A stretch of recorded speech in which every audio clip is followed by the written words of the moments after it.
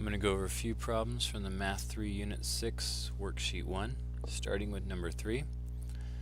On number 3 we are asked to find the principal square root of 49 over 121.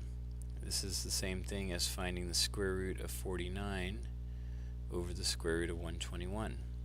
Square root of 49 is 7, square root of 121 is 11. And when I say square root, I'm talking about the principal square root, which is the positive square root.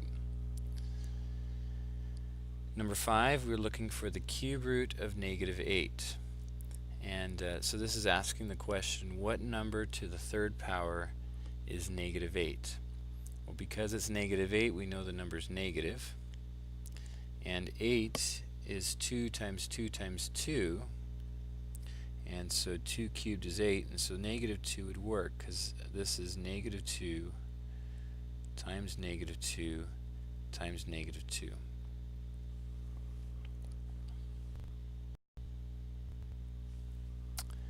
Number 9, we're looking for the principal square root of 0.01.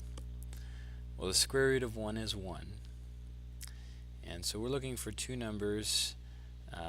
We know they're going to multiply together, and we're going to have that 1, but we have decimals involved, and our product has 2 decimal places, and so we're going to want to multiply two numbers with 1 decimal place together, so to get that product, so 0.1 would be our answer, because when you multiply two numbers with a decimal together, the product will be the sum of how many decimal places each had. Next, let's look at number 13. The instructions are to simplify each radical expression and use absolute value symbols when needed. And we're gonna need to use absolute value symbols when our index is even, or we may. That's the only case when we may need to use our absolute value symbols. So number 13, our index is even, because we're working with a square root. By default it's a 2. And so first what we're going to look for is pairs of things. So if I break down the 16, 16 is 4 times 4. So I have a pair of 4's. And we know the square root of 16 is 4. X squared is x times x.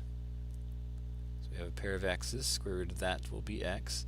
And y to the 8th, we end up with 4 pairs of 2, or 4 pairs of y's.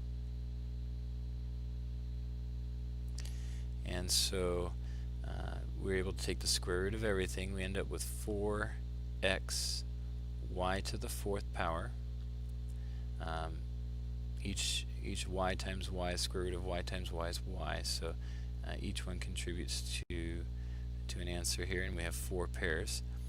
And then because the index of our radical is even, we need to have a positive answer.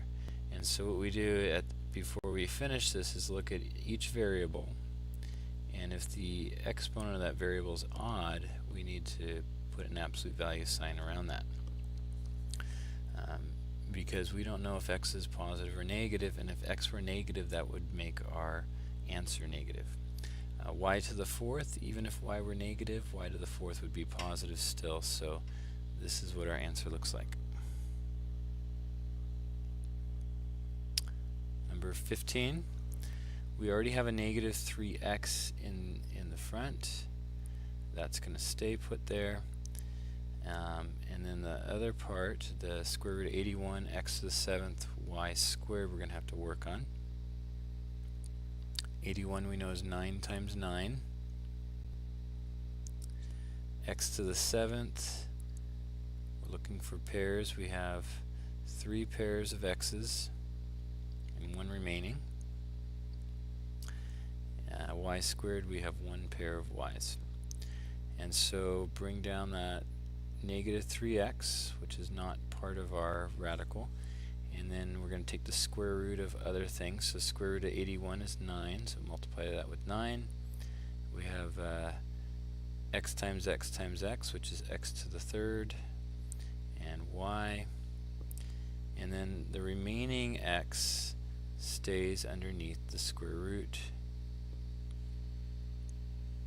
this one right here. Now the 9x cubed y, that piece right there is what we were able to take the square root of, and that is the part that needs to be positive, because our index is even, it's a square root, and so x cubed could be negative if x were negative, and y could also be negative, so we need absolute value signs around each of those. And then we multiply what's left.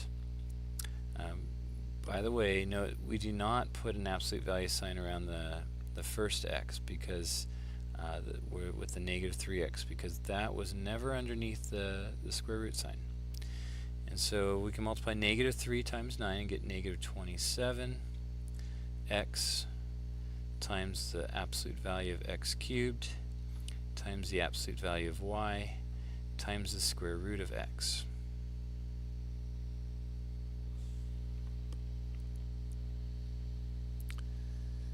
Number 21.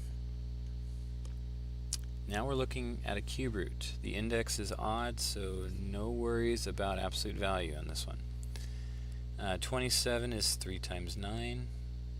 Break down the number. 9 is 3 times 3, and we're looking for groups of 3. So 3 times 3 times 3 is 27, so the cube root of 27 is 3.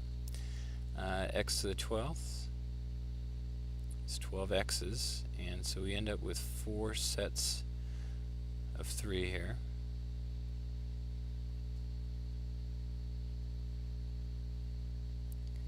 And we got 15 y's.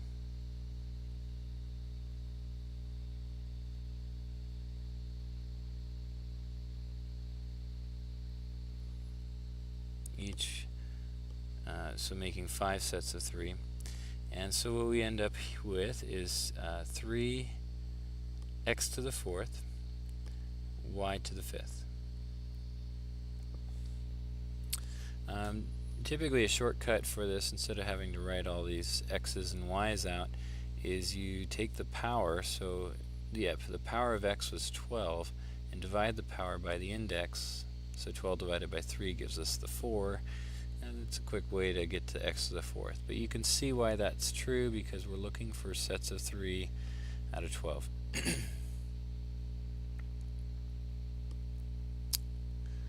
Next, let's take a look at 25. 25, the 2x cubed is not underneath the square root, and so that is going to just remain itself. But here we have a negative underneath that square root, and if we look at our instructions, let's see if it says anything about that. Simplify each radical expression, use absolute value symbols when needed.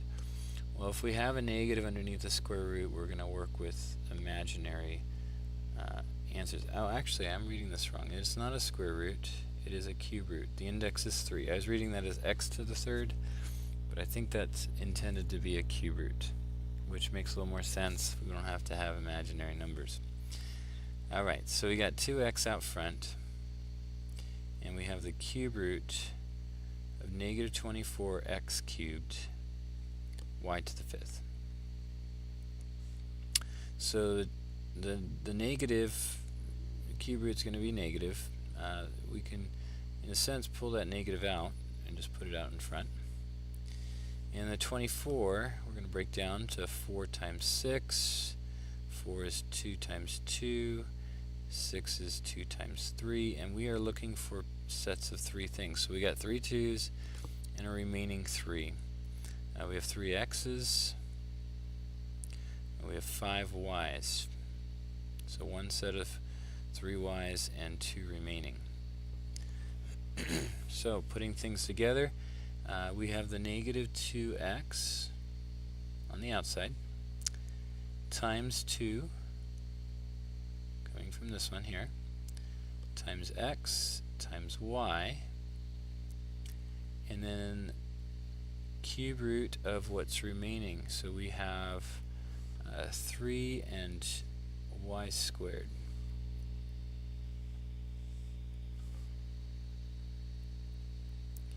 And multiply stuff together here. 2 times negative 2 is negative 4x squared y. Cube root of 3y squared is our final answer. Notice here we do not need to worry about any absolute values, again, because the index was 3, which is odd, which allows us to have negative answers. Skip now to 32. Here, solving for x, we take the square root of each side. Square root of x squared is absolute value of x. Square root of 0.81 is 0.9. And so the absolute value of what is 0.9? Well, x could be positive or negative 0.9. On 33, we're taking the cube root of both sides. Cube root of x cubed is just x, no absolute value, and the cube root of negative 27 is negative 3.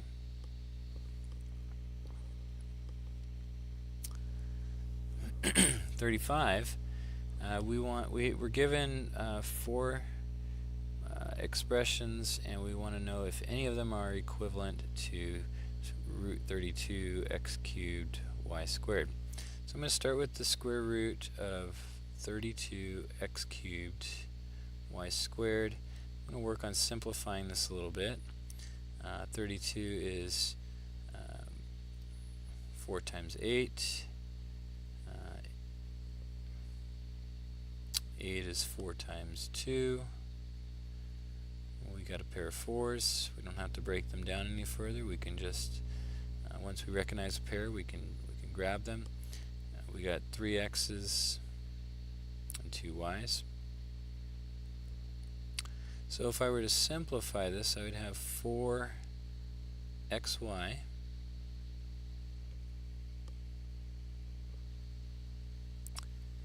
and then the square root of what's left, which is 2x. And the x would need an absolute value, and so would the y.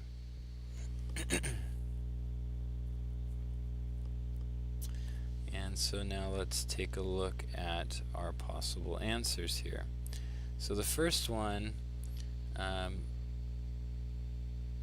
doesn't match exactly. We can see, but they may have not simplified fully. They have a 2. If I break down these 4's even further, say they just circled one pair of 2 and left the other 3 2's under, then they would have 2 square root of 8, and that's what they're having, 2 square root of 8. They pulled out a pair of x's, but they left the y's under, and that's fine. But where they're messing up here is they should have an absolute value around the x. So the first one is wrong because they didn't put absolute value around the x. The second one, they don't have an absolute value around the x or the y. Third one, they have an absolute value around the y, but not the x.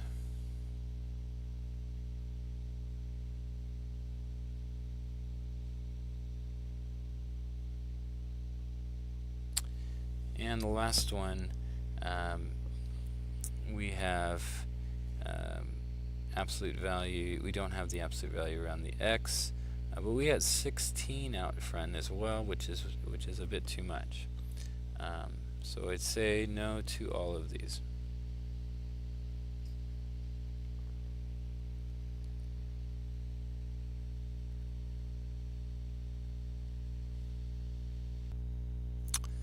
Now I do want to, before I leave this problem, I do want to mention that one person may argue, well, x has to be a positive variable, it can't be negative, and so we don't need the absolute value around it. And their argument would go like this. If you look at the original, suppose x was negative. If x is negative, then 32x cubed y squared would be negative, and then we'd end up taking the square root of a negative number, which if we did that, we'd end up with an imaginary answer, and that could happen. And so we don't know, are we allowed to have imaginary answers or not? It doesn't state that, and so someone with that argument would say that yes to either of these. So there could be a little argument of which one we should choose here.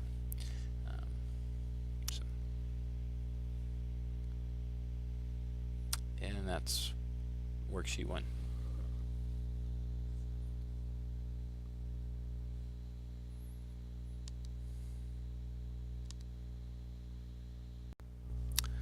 With this idea in mind here, actually I did want to go back and take a look at a couple of the problems that we did. So if you go back and look at 25, well, actually 25 is not a concern. So let's look at one with the square root, where we'd work with absolute value. So number 15, for example, the index is 2, and if you look at the x to the 7th power there, so again, someone may argue that because we're looking at x to the 7th power, they would argue that x has to be positive.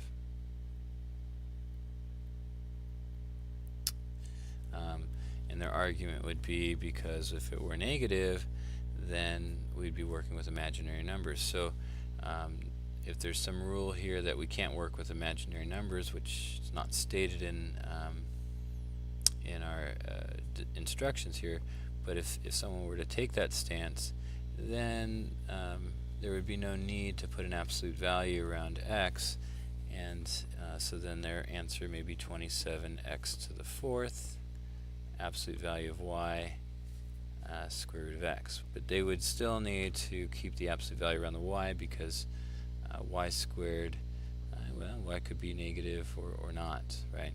So